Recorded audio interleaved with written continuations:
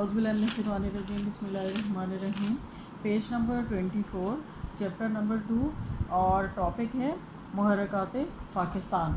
سوال اس کے بارے میں یہ آ سکتا ہے کہ قیام پاکستان کے محرکات تحریر کیجیے۔ قیام پاکستان کے محرکات تحریر کیجیے۔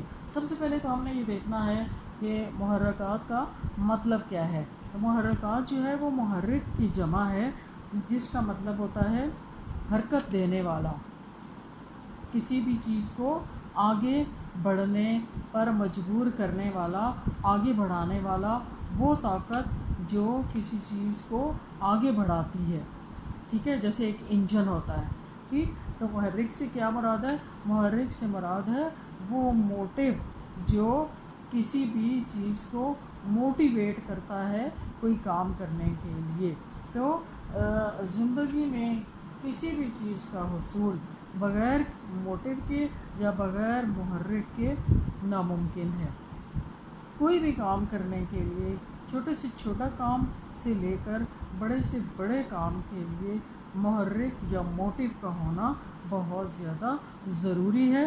تو برِ صغیر پاک و ہند کے مسلمانوں نے بھی جب مملکت پاکستان کے حصول کے لیے جدوجہد کی تو اس کے پیچھے وہ بغیر کسی وجہ کے لیے اس کے حصول کے لیے کھڑے نہیں ہوئے، بلکہ وہ جو ان کی تحریک تھی یا جو ان کی جدوجہد تھی یا جو ان کا مطالبہ تھا یا جو ان کی کوشش تھی، اس کے کئی ایک محرکات تھے، کئی ایک اس کے اسباب تھے، کئی ایک اس کے اغراض و مقاصد تھے۔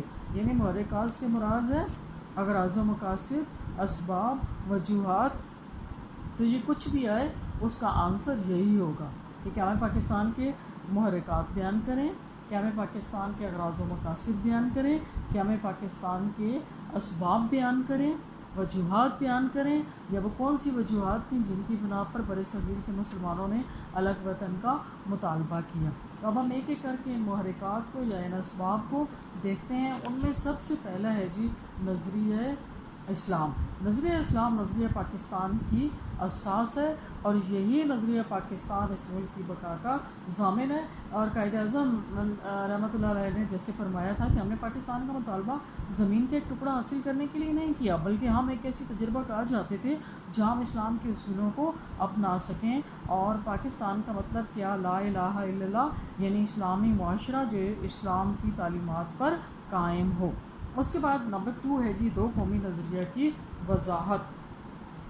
انگریزوں کے برِ صغیر سے جانے کے بعد ہندوؤں کا یہ موقف تھا، ان کے جانے سے پہلے بھی، بلکہ جب یہ مل جل کر کوشش کر رہے تھے نا کہ انگریزوں کو یہاں سے نکال دیں اور وہ واپس چلے جائیں، اور انگریزوں نے بھی جب واپسی اختیار کرنے کا ارادہ کر لیا، ہندوؤں کا یہ خیال تھا کہ وہ اب برِ صغیر میں الگ اپنی ایک پہچان، اپنی ایک قومیت بنا کر رہیں گے، اور جیسے کہ انہوں نے بہت ساری دوسری قوموں کو اپنے اندر ضم کر لیا ہے، اسی طرح سے مسلمانوں کو بھی اپنے اندر ضم کر لیں گے، اور یوں ان کی اپنا کوئی الگ قومی تشخص نہیں رہے گا اور ان کی کوئی اپنی پہچان نہیں رہے گی۔ لیکن برِ صغیر کے مسلمانوں کا جو دین اسلام ہے وہ آئینی، سیاسی، سماجی، معاشی اعتبار سے ہندو مت سے بھی زیادہ جاندار اور طاقتور تھا۔ یہی وجہ تھی کہ انہوں نے ہندوؤں کے وار کو بے اثر کر دیا اور مسلمانوں کی الگ شناخت اور جداگانہ تشخص قائم رکھنے میں کامیاب ہو گئے۔ قائد اعظم نے فرمایا مسلمانوں کا اپنا ایک الگ قومی تشخص ہے، اور وہ ایک اقلیت نہیں بلکہ ہندوؤں سے الگ ہر لحاظ سے ایک قوم ہے۔ ان دونوں قوموں کا تعلق دو الگ الگ تہذیبوں سے ہے جن کی بنیاد متضاد خیالات اور جدا نظریات پر ہے، ٹھیک ہے، اور ایسی اقوام کو ایک واحد مملکت میں رکھنا آگ اور پانی کو یکجا کرنے کے مترادف ہے۔ یعنی ان دونوں کو اکٹھے رکھنا بالکل ایسے ہے جیسے آگ اور پانی کو یکجا رکھنا ہے۔ تو اسی طرح سے یہی بات جو ہے نا تاریخی شعور رکھنے والے ایک ہندو نے بھی کہی تھی۔ اس نے کیا کہا کہ نام نہاد دو قومی نظریہ مسٹر جناح یا مسلم لیگ سے بہت پہلے واضح کیا جا چکا تھا۔ در حقیقت یہ صرف سے کوئی نظریہ نہیں، یہ تو تاریخ کی ایک بہت بڑی حقیقت تھی، یعنی ایک بہت بڑی حقیقت تھی جس کا انکار ناممکن تھا۔ اگلا ہے جی قومی تشخص کا تحفظ. ہندوؤں نے مسلمانوں کے الگ قومی تشخص کو ختم کرنے کی بھرپور کوشش کی، جس سے مسلمان اس نتیجے پر پہنچے کہ ہندو مسلمانوں کی جداگانہ تشخص اور ان کی ملی شناخت کو برداشت نہیں کر سکتے، اور انہیں رفتہ رفتہ ہندوستانی قومیت میں ضم کرنا چاہتے ہیں. اور اس کے بعد جب 1937 میں کانگریس کو کچھ صوبوں پر حکومت کرنے کا موقع ملا تو انہوں نے مسلمانوں کی قومی تشخص کو مٹانے اور ان کی تہذیب و ثقافت کو پامال کرنے کی پوری کوشش کی.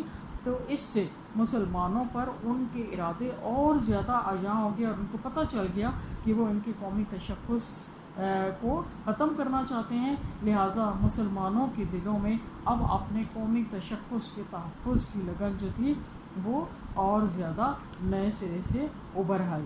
اس کے بعد اگلا ہے اسلامی ریاست کے قیام کی خواہش. 1930 میں جب ڈاکٹر علامہ محمد اقبال نے اپنے خطبہ الہباد میں ایک الگ ریاست کے قیام کا تصور پیش کیا تو مسلمانوں کو کوئی منزل کی یاد تازہ ہو گئی، اور قرارداد لاہور کی منظوری کے بعد وہ الگ ریاست کا قیام بر صغیر کے مسلمانوں کا نصب العین بن گیا، اور بچے بچے کی زبان پر نعرے گونجنے لگے کہ بٹ کے رہے گا ہندوستان، بن کے رہے گا پاکستان، پاکستان کا مطلب کیا، لا الہ الا اللہ. اس کے بعد ہے جی آزادی کی امنگ. محمد بن قاسم کی آمد 712 سے لے کر جنگ آزادی 1857 تک مسلمان بر صغیر میں کسی نہ کسی طرح پر حکمران رہے تھے. یعنی پہلے تو فل حکومت ان کی تھی، پھر کسی نہ کسی طور پر تھوڑی بہت ان کی حکومت تھی، جس کی وجہ سے تھوڑا بہت ان کا سلسلہ چلتا رہا. لیکن جنگ آزادی کی میں ناکامی سے مسلمانوں کا جب اقتدار مکمل طور پر چھن گیا تو اس وقت پھر انہیں اپنی اس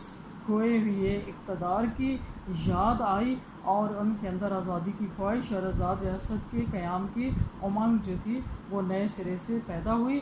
اور انگریزوں اور ہندوؤں نے مسلمانوں کی اس خواہش کو ختم کرنے کی کوشش کی، لیکن انہیں کامیابی نہ ہوئی، کیونکہ ان کے جو مسلمانوں کو اس وقت لیڈر تھے وہ کون تھے؟ قائد اعظم محمد علی جناح. اور انہوں نے قائد اعظم محمد علی جناح نے مسلمانوں کو واضح طور پر بتا دیا کہ ہمارے دلوں میں آزادی کے لیے بے پناہ تڑپ ہے، ہم برطانوی تسلط سے بھی رہائی چاہتے ہیں اور اس بات پر بھی رضامند نہیں ہو سکتے کہ ہمیں ہمیشہ کے لیے ہندوؤں کی غلامی میں منتقل کر دیا جائے. یاد رکھو، اگر ہم جدوجہد میں ناکام ہو گئے تو نہ صرف یہ کہ ہم تباہ ہو جائیں گے، بلکہ اس برے صغیر میں، اس برے عظیم میں مسلمانوں اور اسلام کا نام و نشان تک مٹ جائے گا. اگلا جی ٹاپک ہے چھٹا، اسلامی، یعنی اس کا ہیڈنگ ہے اسلامی معاشرے کی تشکیل. یعنی پاکستان، نظریہ پاکستان کی جو محرکات تھے یا قائم پاکستان کے محرکات تھے ان میں ایک محرک کیا تھا؟ اسلامی معاشرے کی تشکیل. یعنی وہ پاکستان حاصل کرنا چاہتے تھے مسلمان اپنی جدوجہد کے ذریعے، اور ایسا پاکستان جس میں اسلامی معاشرے کی تشکیل ہو، اس اسلامی معاشرے کی جس میں قوت، مساوات، جمہوریت، عدل و انصاف کا دور دورہ ہو، اور اس سے ایک مثالی فلاحی مملکت وجود میں آئے جو نہ صرف دنیا اسلام کے لیے ایک مثالی ریاست ہو بلکہ پوری دنیا اس سے ہدایت و رہنمائی حاصل کرے. قائد اعظم نے فرمایا ہمارا دین، ہماری تہذیب اور ہماری اسلامی تصورات وہ اصل طاقت ہیں جو ہمیں آزادی حاصل کرنے کے لیے متحرک کرتے ہیں. ٹھیک ہے، یہاں تک کافی ہے.